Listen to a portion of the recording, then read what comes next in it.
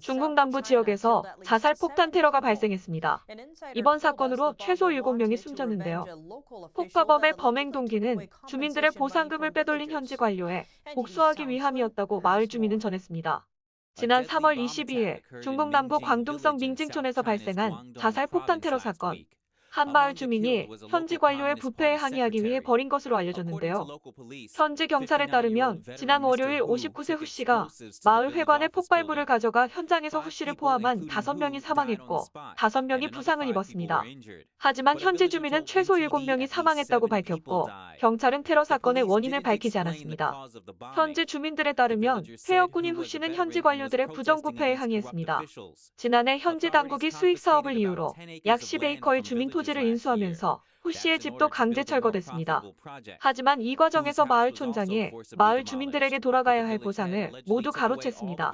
주민들의 항해 시위가 소득없이 끝나자 후 씨는 지난 월요일 폭탄을 지닌 채 마을위원회의 정기회의에 난입했습니다. 그는 마을 부촌장 공산당 서기와 함께 그 자리에서 숨졌고 마을 촌장은 심하게 다쳤습니다. 이건 형사 분쟁이지 테러 공격이 아닙니다. 보상이 제대로 이루어지지 않자 분노한 그가 복수를 한 겁니다. 캐나다에 거주 중인 중국 작가 성세는 이번 사건은 중국 공산당의 발전 전략이 야기한 문제라고 지적했습니다. 중국 공산당의 개발 전략은 오랫동안 국가를 부유하게 만들고 국민을 가난하게 만들었습니다. 중국 공산당은 사회 전체의 생산성을 향상시킬 능력이 없습니다. 대신 국민들을 더욱 심하게 약탈하고 있죠. 성세는 대다수 사람들은 분노를 삼키며 말을 못하고 있지만 일부 사람들은 들고 일어났다고 밝혔습니다. 중공 관료들이 행사하는 폭력은 점점 더 악랄해지고 있습니다.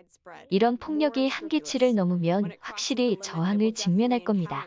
사람들은 중국 사회에서 폭력이 만연하다고 느낄 것이죠. 그녀는 퇴역군인이 폭력을 통해 정의를 추구하려 했지만 사건의 원인은 중공 당국이 제공했다고 지적했습니다.